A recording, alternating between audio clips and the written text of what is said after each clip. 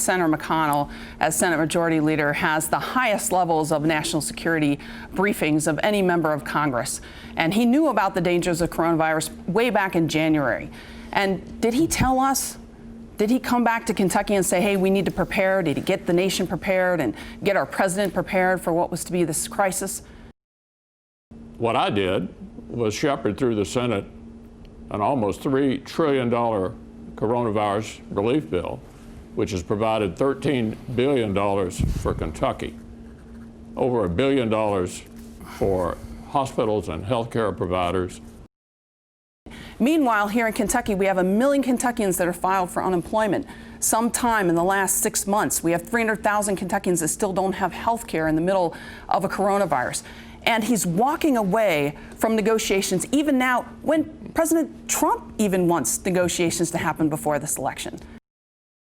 What she supported after the CARES Act was the so-called HEROES bill over in the House, $3 trillion, and which included in it, by the way, tax cuts for rich people in New York and California, health care for illegal immigrants.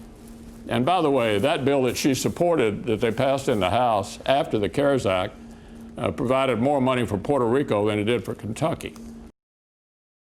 And Senator McConnell, his one job is to help America through this crisis right now in passing legislation to keep our economy afloat so that people can make ends meet. And instead of doing that, he is trying to ram through a Supreme Court nominee right now. No one believes the Supreme Court is going to strike down the Affordable Care Act. What this is really about is trying to change the subject away from this extraordinary nominee who's before the Senate. An outstanding woman, an accomplished scholar.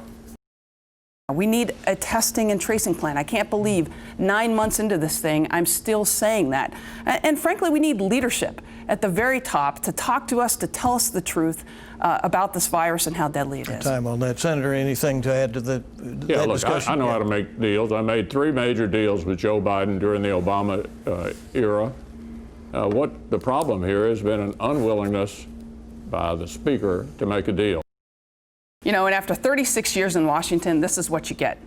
A man who basically, his word means nothing. Integrity means nothing.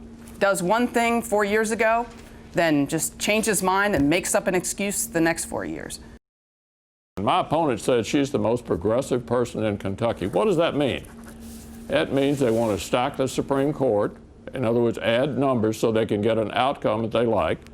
She wants to make the District of Columbia a state, Puerto Rico a state, get rid of the filibuster in the Senate. In short, there's not a dime's worth of difference between my opponent and all of the national Democrats.